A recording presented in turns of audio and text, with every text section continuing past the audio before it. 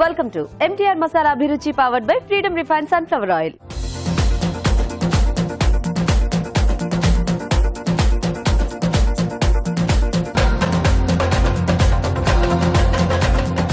ఇంకా just minute లో మీరు ఏం చేస్తారని వెయిటింగ్ అందరూ. కట్లెట్ చేస్తున్నాను. ఓకే. పాలక్ అలాగే చనా కాంబినేషన్ లో కట్లెట్ చేస్తున్నాను. సో ఆకుకూరలు అండ్ అలాగే శనగలు యూజ్ చేస్తాను. Palak chana cutlet. Yes. Nice. Okay, మరి పాలక్ చనా కట్లెట్ కి కావాల్సిన పదార్థాలు ఏంటో చూద్దాం. పాలక్ చనా కట్లెట్ తయారు చేయడానికి కావాల్సిన పదార్థాలు: తరిగిన పాలకూర 1 కప్పు, ఉడికించిన కాబూలీ శనగలు 1 కప్పు, ఉడికించిన బంగాళదుంపలు 2, జీలకర్ర 1 టీ స్పూన్, తరిగిన అల్లం 1 టీ స్పూన్, తరిగిన పచ్చిమిరపకాయలు 3, ఉప్పు తగినంత, చాట్ మసాలా 1 టీ స్పూన్, జీలకర్ర పొడి 1 టీ స్పూన్, కొత్తిమీర కొద్దిగా, నిమ్మరసం 1 టీ స్పూన్, నూనె 3 టేబుల్ స్పూన్లు. ఓకే అండి, మరి కట్లెట్ కి కావాల్సిన పదార్థాలన్నీ చూసారు కదా. ఇప్పుడు మనం ప్రాసెస్ చూద్దాం. రాజు గారు స్టార్ట్ చేద్దామా? ఓకేనండి. సో ఇక్కడ ఉడికించిన కాబూలీ శనగలు కొంచెం కచ్చాపచ్చాగా నేను మిక్సీ చేసి పెట్టేసుకున్నానండి. మనకి దాంట్లో కట్లెట్స్ చుట్టుకోవడానికి ఈజీగా ఉంటుంది. సో కొద్దిగా ఈ శనగలు అయితే మనకి కొంచెం టేస్ట్ బాగుంటుందండి. సో నల్ల శనగల కంటే కొంచెం ఇవి బాగుంటాయి. కొద్దిగా ఆయిల్ వేసుకున్నాను. ఓకే.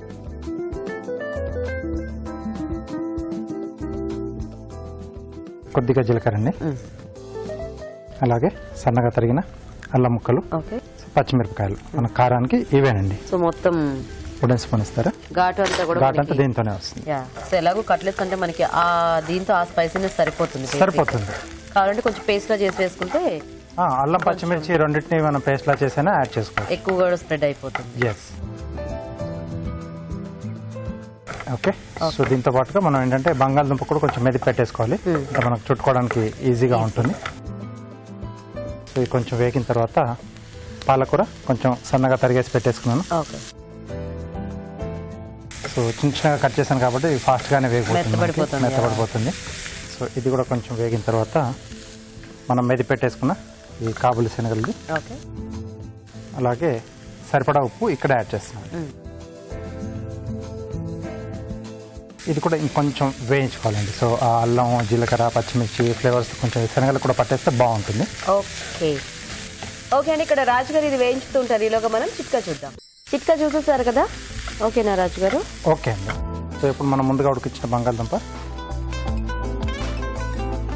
దీంట్లోనే కొద్దిగా జీలకర్ర పొడి, కొద్దిగా చాట్ మసాలా అండి,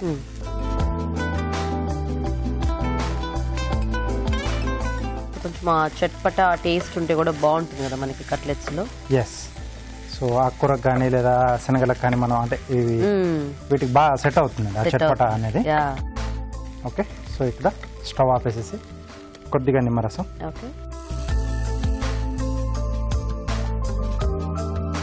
కొద్దిగా కొత్తిమీర.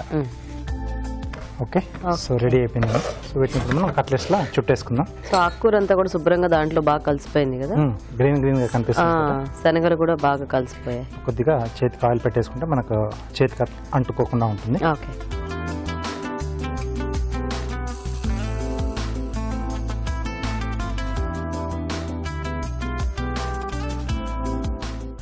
షేప్ అనేది మన ఇష్టం అండి. నేను రౌండ్ గానే చేస్తున్నాను, సింపుల్ గా.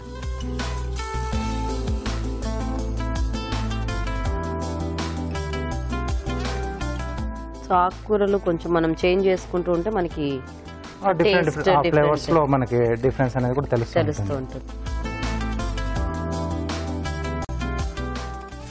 సో నూనెతో మనం 2 వైపులా వేయించుకోవాలి.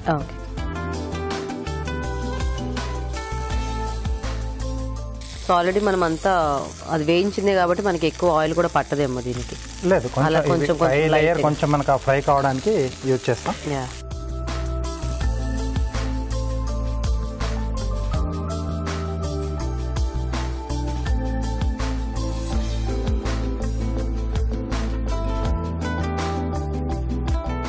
సో ఇటు సైడ్ కూడా కొంచెం వేగిపోతే సరిపోతుందండి.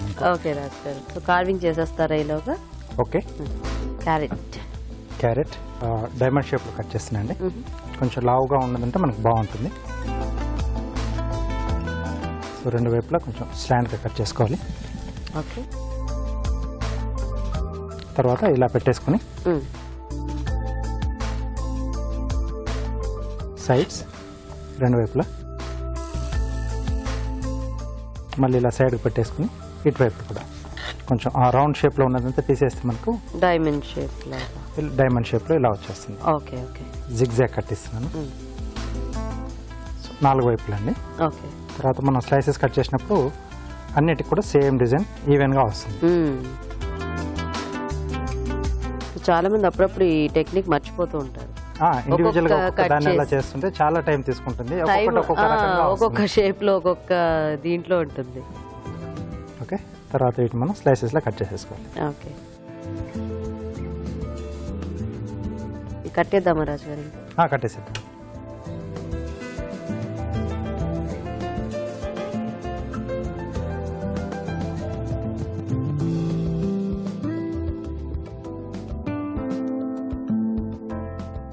చిన్నగా ఇలా చెక్స్ లా వేస్తున్నాండి. ఓకే.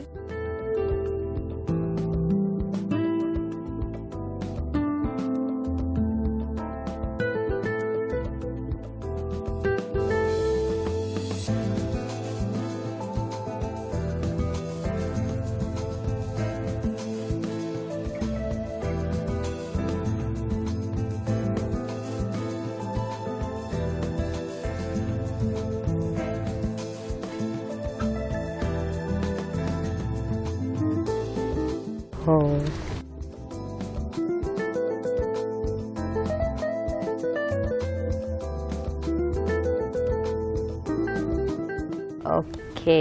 లుక్ కూడా బాగా వస్తుంది. నైస్. ఓకే అండి, మరి కట్లెట్స్ రెడీ అయిపోయాయి. టేస్ట్ చూసే ముందు తయారీ విధానం ఇంకోసారి చూద్దాం. పాలక్ చన్నా కట్లెట్ తయారు చేసే విధానం. ముందుగా ఉడికించిన కాబూలి శనగలు కచ్చపచ్చగా మిక్సీ పట్టించాలి. ఒక పాన్ లో నూనె వేసి జీలకర్ర, తరిగిన అల్లం, పచ్చిమిరపకాయలు, పాలకూర వేసి వేయించాలి. దీనిలో కాబూలి శనగల పేస్ట్, ఉప్పు వేసి వేగనివ్వాలి. తర్వాత ఉడికించిన బంగాళదుంపలు మెదిపి వేయాలి. ఆ తర్వాత జీలకర్ర పొడి, చాట్ మసాలా, నిమ్మరసం, కొత్తిమీర వేసి బాగా కలుపుకోవాలి. ఈ మిశ్రమాన్ని కొంచెం కొంచెం తీసుకుని చేత్తో కట్లెట్స్ లో ఒత్తుకొని పెనంపై ఉంచి నూనెతో 2 వైపులా కాల్చుకోవాలి. అంతే, పాలక్ చనా కట్లెట్ రెడీ.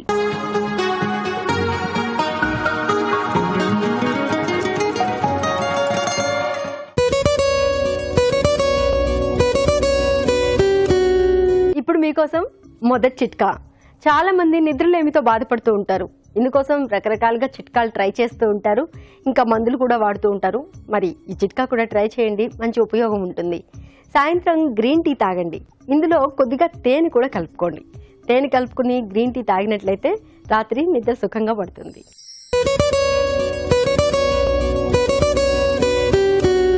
ఇప్పుడు మీకోసం మరో హెల్దీ చిట్కా.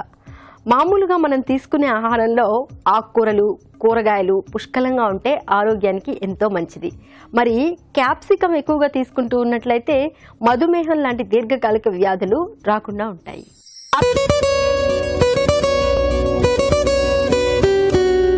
ఇప్పుడు మీకోసం మరో చిట్కా. కొబ్బరి నీళ్లు తాగడం వల్ల మన ఆరోగ్యానికి ఎన్నో ఉపయోగాలున్నాయి. ముఖ్యంగా ఇందులో ఉన్నటువంటి పోషకాలు శరీరాన్ని డీహైడ్రేట్ అవ్వకుండా కాపాడతాయి. అంతేకాకుండా కొబ్బరి నీళ్లతో తరచుగా ముఖము, చేతులు కనుక శుభ్రం చేసుకుంటూ ఉన్నట్లయితే చర్మానికి ఉన్నటువంటి మురికంతా కూడా పోయి చర్మం తేటపడుతుంది.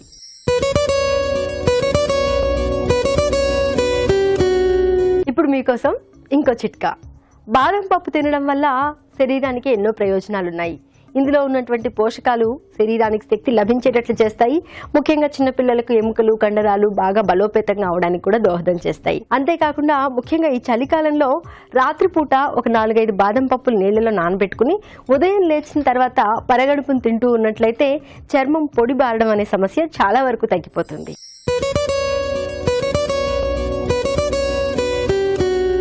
ఇప్పుడు మీకోసం మరో చిట్కా.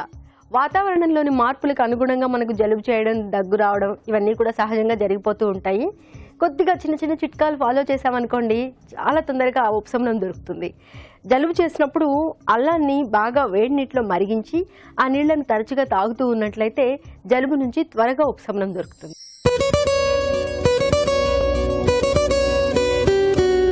ఇప్పుడు మీకోసం ఎంటీఆర్ మసాలా వారి చిట్కా. కొన్ని రకాల ఫ్రైలు చేసుకోవడము, మసాలా కూరలు చేసుకోవడము, లేకపోతే పాలు కాగబెట్టడము, ఇలా ఏవో ఒకటి చేయడం వల్ల గిన్నె బాగా అడుగంటిపోతూ ఉంటుంది. దీనికి అంటుకున్నటువంటి జిడ్డు, ఈ మురికి ఒక పట్టాను వదలదు. ఇలాంటప్పుడు గిన్నెలో కాస్త అడుగుకి నీళ్లు పోసి కొద్దిగా సాల్ట్ కూడా వేసి గోరువెచ్చగా వేడి చేసి దాని తర్వాత కనుక డిటర్జెంట్తో దేంతో అయినా సరే శుభ్రం చేసుకున్నట్లయితే చాలా శుభ్రంగా మురికిపోతుంది.